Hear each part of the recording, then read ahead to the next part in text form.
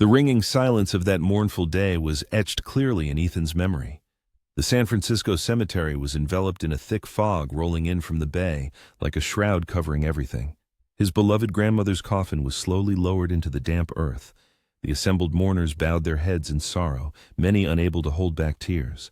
But Ethan's parents did not share the general grief. They were consumed by a bitter argument. His father's angry voice, like a sharp knife, pierced the mournful silence as he declared to his mother that she had no right to claim his grandmother's inheritance. His mother, unwilling to yield, retorted that she deserved her share, as she alone had cared for her mother-in-law in her final weeks. Their voices grew louder and sharper, making the mourners shift uncomfortably, feeling extremely uneasy. Suddenly, in the midst of this unseemly scene, his father turned to Ethan. He made no effort to lower his voice, as if he didn't care who heard his words. With hatred in his eyes, he declared, "Ethan, you will get nothing. You don't deserve a single cent of her estate."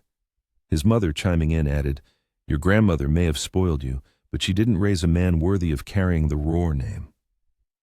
These cruel words cut Ethan deeper than the biting cold wind. His parents never missed an opportunity to remind him of his worthlessness, but to hear it here, at his beloved grandmother's funeral, in front of all their family and friends, was simply unbearable. Ethan clenched his fists, trying to suppress his anger, knowing that if he spoke, his voice would betray him and waver. He wanted to scream that money had never mattered to him. The only thing that mattered was his grandmother. Margaret was the only person who made him feel wanted and loved. She once told him, "You see the world differently, Ethan, and that is your gift." Now she was gone, and he stood there, surrounded by a family who saw him as nothing more than an empty space. But he didn't yet know that his grandmother had left him something far more valuable than money. As the funeral ceremony concluded, the family lawyer quietly approached Ethan and said, "Your grandmother wanted something to go to you." He handed him an old sealed envelope with his name written in Margaret's familiar handwriting.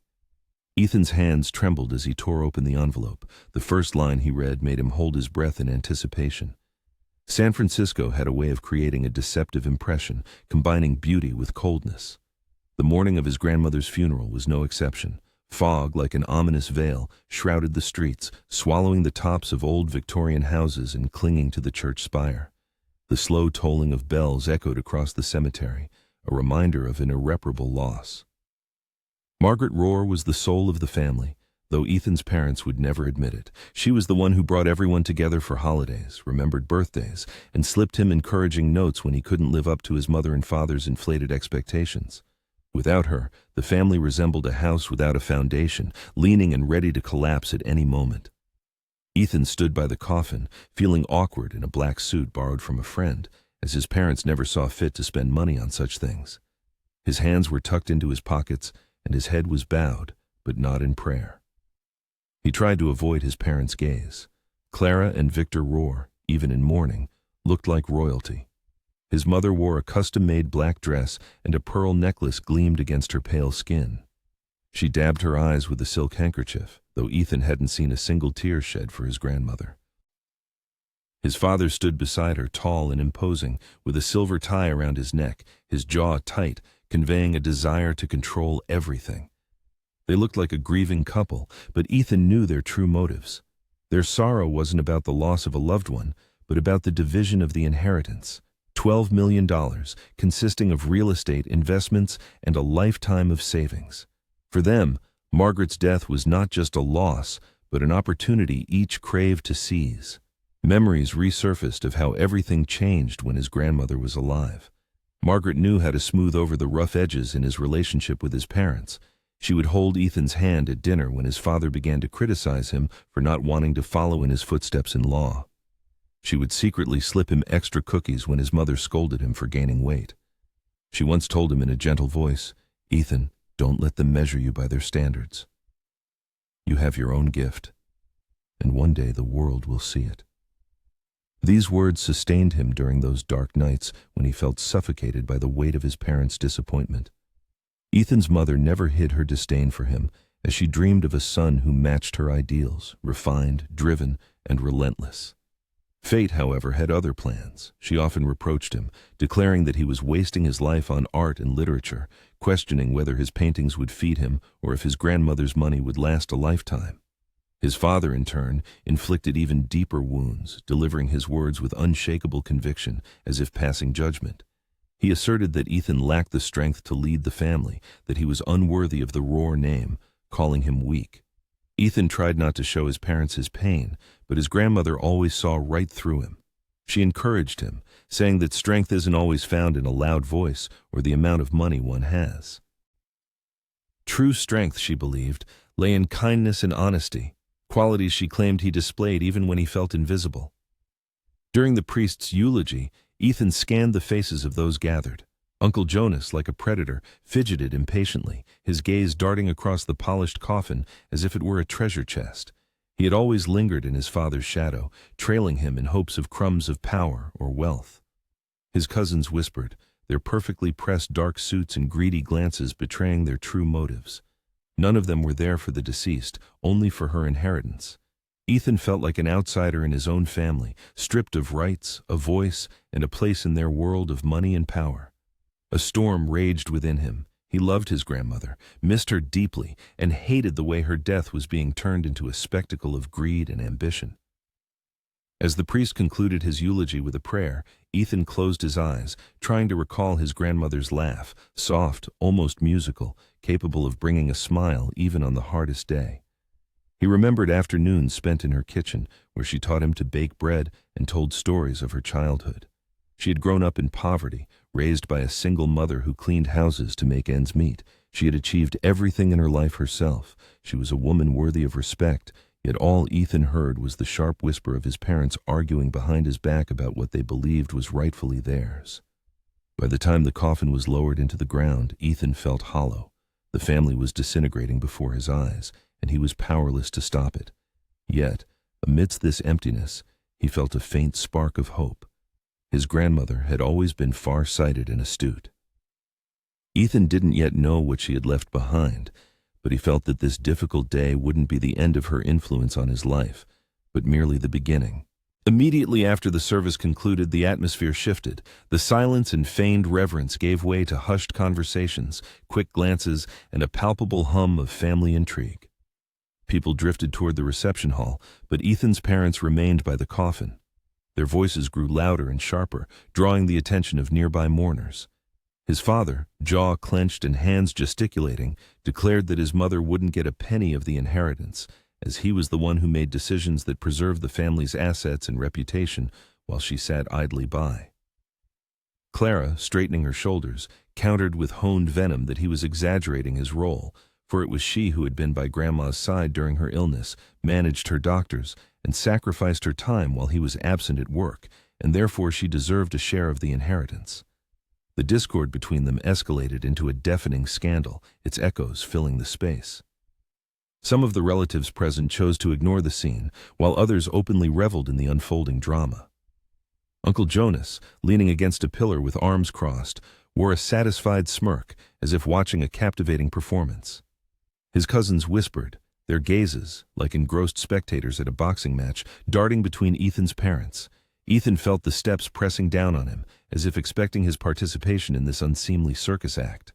Suddenly, his father turned sharply, his gaze fixed on Ethan. His face burned with anger, and his voice was so sharp it silenced all whispers. "As for you, Ethan," he proclaimed, his words cutting through the air like knives, "don't you dare think you're entitled to anything. You've done nothing to deserve it. You've been nothing but a constant disappointment." A searing wave of humiliation pierced Ethan, and his heart pounded wildly in his chest. His mother made no attempt to defend him. She merely crossed her arms, a disdainful smirk playing on her lips. "He's right," she said coldly. "Your grandmother may have showered you with attention, but she completely failed to prepare you for the harsh realities of our family. You contribute nothing. You can't lead. You are not part of what we have worked so hard to build." Their words were so loud and clear that one of his grandmother's old friends involuntarily flinched. The woman cast a sympathetic glance at Ethan but remained silent. A heavy silence descended.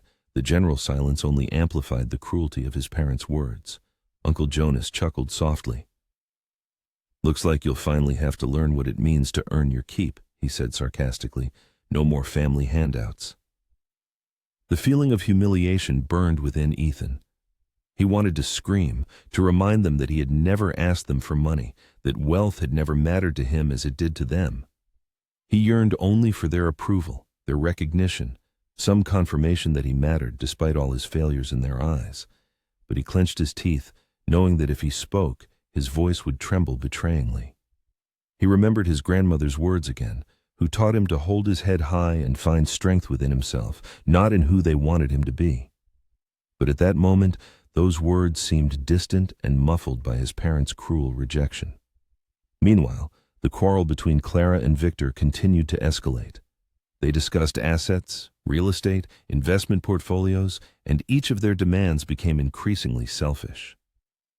They didn't even try to speak more quietly, as if their mother's grave was merely a stage for their greed to play out. Shame enveloped Ethan like thick smoke. Every time he looked up, he caught the gazes of those watching. Some looked embarrassed for him, while others, conversely, reveled in the unfolding spectacle. No one intervened to stop this outrageous behavior. No one told them they had crossed a line. Ethan wanted to run away, but his feet felt rooted to the ground. Every word his parents hurled at each other chipped away at the image of family he had once clung to. In the end, only a bitter truth remained. He was alone among them. His parents had publicly passed judgment on him. For them, he was not just unworthy of the inheritance, he was unworthy of bearing their name. When the argument finally subsided, it wasn't because they had reached an agreement, but simply because they had exhausted themselves. His father's face was flushed with rage. His mother's lips were tightly pressed into a thin, triumphant line, though she had achieved nothing. His uncle whispered something to one of his cousins, and they quietly departed, chuckling. Ethan stood, as if petrified, feeling all eyes turn away from him. His parents had humiliated him in front of everyone. They stripped him of his dignity in the very place where he should have grieved in peace. He lowered his head, blinking rapidly to keep his vision clear. Inside him, anger and sorrow clashed like fire and ice. He wanted to scream, to run away, to disappear, but he remained, forcing himself to stand still. He vowed to himself that he would not give them the satisfaction of seeing him broken. He thought it would all end here, that the funeral would only be remembered for their disgusting quarrel and his public humiliation. Just as disillusionment reached its peak and Ethan was ready to leave the humiliating gathering, the calm voice of the lawyer stopped him. "Ethan, your grandmother left something for you," he said softly. The echo of his parents' bitter argument still rang in the young man's head when he felt a light touch on his shoulder. Turning, he saw Robert Hale, his grandmother's lawyer. This tall man with neatly combed gray hair and a perfectly pressed dark suit exuded calm and confidence. His presence seemed utterly out of place amidst the atmosphere of greed that had enveloped the family. "Ethan," he said quietly to avoid other ears, "your grandmother asked me to speak with you today."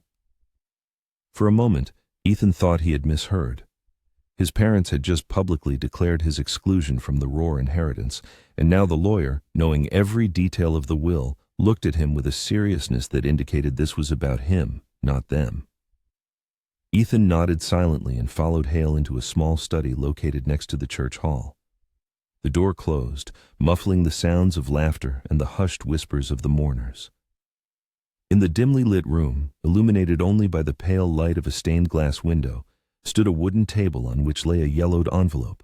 On the front, in familiar handwriting, was Ethan's name. His heart constricted as he approached. He reached out, but hesitated, his fingers hovering over the envelope. The last time he had seen that handwriting was on birthday cards and short notes his grandmother slipped into his sketchbooks. Now this message awaited him, like a final voice from the past. "She left this just for you," Robert said softly. "She made it clear that no one else was to see it. She trusted you, Ethan."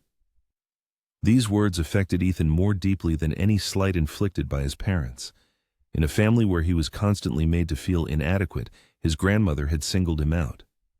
With a quickened heartbeat, Ethan took the envelope. The paper felt fragile, ready to crumble in his hands, yet its weight was palpable. For a moment, doubt assailed him. What if it was just a consoling letter, meant to soften the blow of being excluded from the inheritance? What if it was just a reminder to stay strong?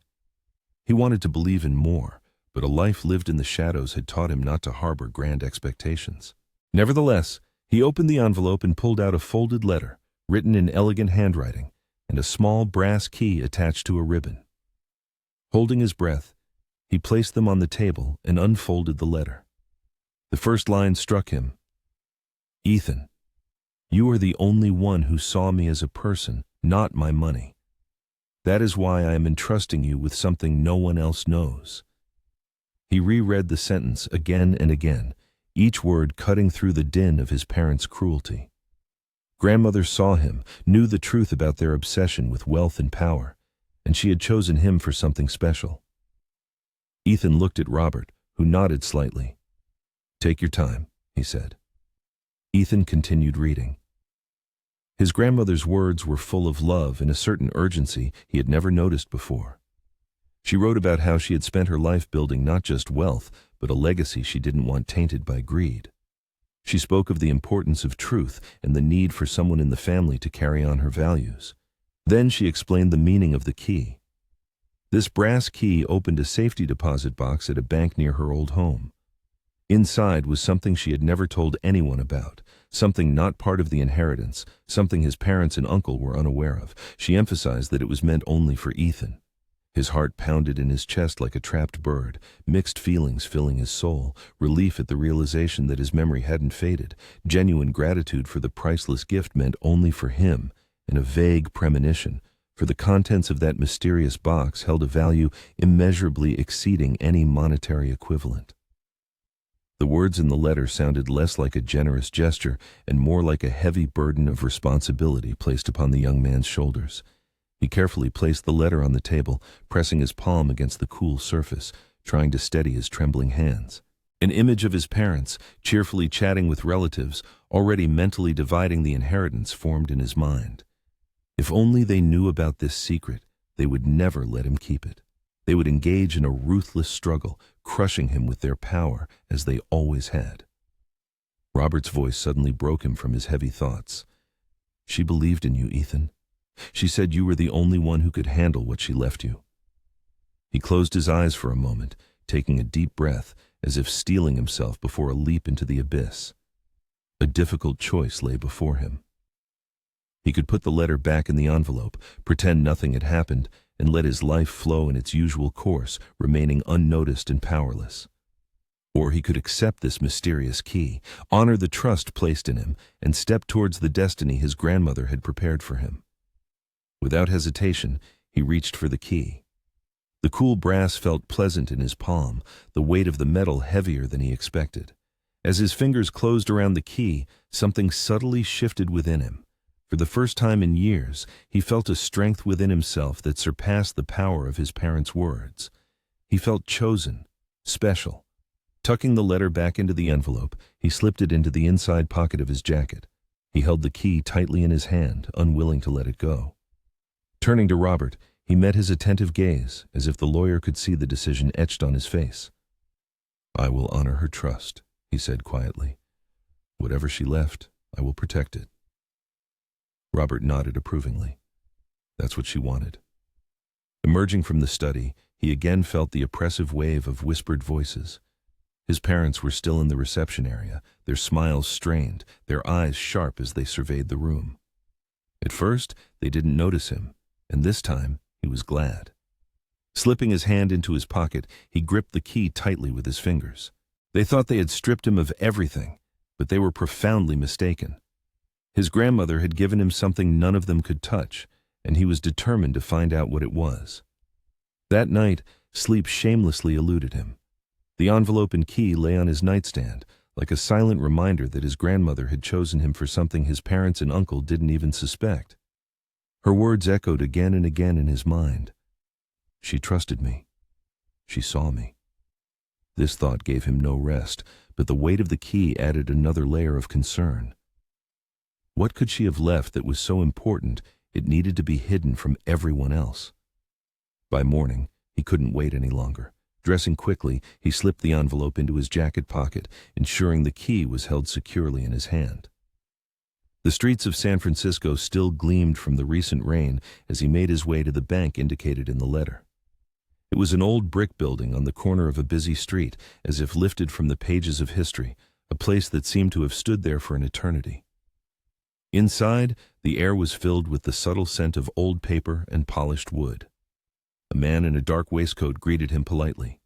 His voice trembled slightly as he explained he needed access to a safety deposit box in his grandmother's name. The bank employee carefully examined his ID, cross-referenced it with the authorization left on file, and then led him down a long corridor to a massive vault door that looked more like the entrance to a museum. After a series of clicks and turns, the door swung open and they entered a room filled with rows of small metal boxes. He pointed to the one marked with his grandmother's number. "You can use one of the private viewing rooms," he said, handing him a tray on which to place the contents of the box. Ethan nodded and inserted the key into the lock. The mechanism turned smoothly, as if it had been waiting for him. As the box slid out, his heart beat faster. He carefully carried it to a side room and closed the door behind him. The box was heavier than he expected. Placing it on the table, he held his breath for a moment, then lifted the lid. Inside lay a neat stack of leather-bound diaries tied with a faded ribbon, a small velvet pouch, and another sealed envelope, again addressed to him in his grandmother's familiar handwriting. A note written in her hand was found with the items, "To Ethan, when you are ready." His hands trembled as he untied the ribbon binding the diaries. The leather binding was worn with age, the pages yellowed at the edges. Opening the first volume, he was transported to another era. These were his grandmother's personal journals, spanning decades of her life. She meticulously recorded all events, the hardships she faced rising from poverty, the years dedicated to building the family's wealth, the sacrifices she made to achieve her goals, and the bitter truth she kept hidden from prying eyes. Reading the pages, he couldn't hide his surprise. Grandmother wrote about how Victor and Clara had abused her trust for years, manipulating finances and pushing her towards questionable investments for their own gain. She exposed the secret schemes by which Jonas siphoned money, using her name for deals she never approved. She was well aware of their greed, but remained silent to avoid tarnishing the family's reputation. And in her words was a message addressed personally to him: "Ethan, you must know the truth. They are ready to destroy each other in pursuit of wealth, but you must not follow in their footsteps. These diaries are my legacy. With them comes responsibility and the choice of how to wield this truth." He leaned back in his chair, stunned by what he had read. All his life he had been told he was weak, useless, and a complete disappointment. And now he held proof that his grandmother had seen the true nature of those around her and trusted him to safeguard her story. She had left him not only material possessions, but also power over the situation. His hands reached for the velvet pouch. Untying the drawstring, he poured the contents onto the table. Before him lay a collection of jewelry, but these were not just family heirlooms. Each piece was of exquisite vintage style, rare beauty, and undoubtedly high value. A diamond brooch, a string of pearls, a gold pocket watch engraved with the owner's initials. Beneath them lay a folded certificate of ownership for a property registered in her name, a small cottage on the coast north of the city. It was far from the main estate, and his parents had no idea it existed. All this she had bequeathed to him. Finally, he picked up the sealed envelope. His name was clearly printed in bold on the front. Taking a deep breath, he opened it. His grandmother's words were direct and heartfelt. "Ethan, I have left you what I could not entrust to anyone else. The diaries contain the truth I dared not speak aloud. The jewelry and property are yours alone, gifts to remind you of my faith in you. Do not squander them. Use them to build a life that reflects your true self, not what they want you to be. Remember, wealth loses all meaning without integrity. Promise me that you will carry into the world what I valued above all else: honesty, kindness, and courage." Tears blurred his vision as he lowered the letter. She had given him more than just valuable possessions. She had given him a piece of her heart, her story, her belief that he was capable of more than the shadow role his parents had cast for him. He sat still for a long time, gazing at the neatly stacked diaries and the jewels shimmering in the dim light. The property deed lay beside them, symbolizing an independence he had never dreamed of. For the first time in his life, he felt truly seen for who he was. He understood that if his parents learned of his newfound wealth, they would stop at nothing to take it from him. But he also realized something else. He was no longer defenseless. His grandmother had left him more than just an inheritance. She had given him a choice. He could remain silent and bury her secrets, or use the truth revealed in the diaries to confront the family that had tried to break him for years. As he gathered the items back into the box, he firmly decided that his grandmother's legacy was not just money and property, but a call to action. She had entrusted him with the truth, and he had no right to fail her. He walked out of the bank, clutching the heavy box, a steady fire burning in his chest. His parents thought they had written him out of the family. They couldn't have imagined that the true inheritance was in his hands. Stepping out of the bank, he saw the city in a new light. The same fog swirled between the buildings. The same streetcars rattled on their tracks. But something had changed within him. For the first time in his life, he carried not just the burden of shame and disappointment. He carried proof that his grandmother believed in his worth. She had left him not only valuables and property, but also her words, her trust, and her belief that he could be different. He hid the diaries in his backpack, pressed the envelope to his chest, and walked down the streets. Passers-by hurried about their business, unaware of the storm that had just raged in his soul. To them, he was just another man in a suit. But to himself, he was a different person. He was no longer the forgotten son, the boy his parents considered weak and worthless. He was the keeper of his grandmother's legacy. That memorable night, alone in his humble abode, Ethan turned once more to the pages of his grandmother's first diary. Her calligraphic handwriting, like a living voice, conveyed her thoughts and experiences to him. She shared her trials, triumphs, and the decisions that defined her life's path. Immersed in reading, he felt his eyes grow heavy with fatigue, but upon setting the diary aside, he realized he had received a compass, pointing him in a new direction. Grandmother had lived a life full of strength, resilience, and unwavering integrity, and even under the pressure of ill-wishers, she urged him to follow her example. The jewels and property deeds, safely hidden, undoubtedly held financial value, but it was his grandmother's words resonating in his mind that kept him awake. Wealth loses all meaning without integrity. Promise me that you will carry forward what I valued above all else, honesty, kindness, and courage. In the following days, Ethan's parents showed no interest in him, believing he had returned from the funeral humiliated and broken, another casualty in their endless power struggle. They were certain they had silenced him, but this certainty granted him an unexpected freedom. For the first time in his life, he stopped seeking their approval and recognition, standing on his own 2 feet, guided by his grandmother's voice and the secrets she had entrusted to him. A week later, he visited the small cottage located on a cliff overlooking the boundless ocean. Waves crashed against the rocks below, and the wind carried the salty scent of the sea. The house was modest, with white shutters and an overgrown garden, but inside, on the walls, hung photographs capturing moments of her life, carefully preserved memories. This place felt like a sanctuary, untouched by the greed and malice that had consumed his family.